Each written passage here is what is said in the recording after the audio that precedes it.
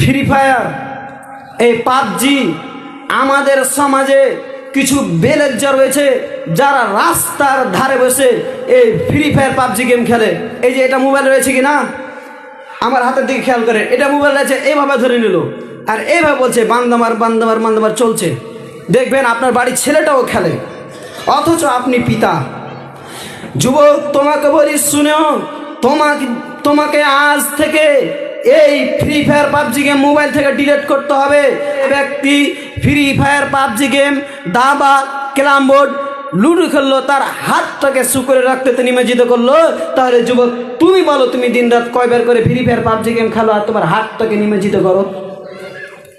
আজকে ওই ছোট ছোট বাচ্চাগুলোও খেলে, দেখবেন 7 বছর 8 বছর বয়স, 10 বছর 12 বছর বয়স, তারাও ফ্রি ফায়ার পাবজি গেম খেলে।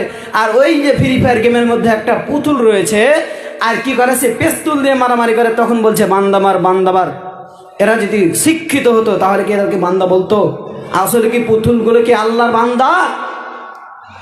আদৌ কি পুতুলগুলি আল্লাহর বান্দা?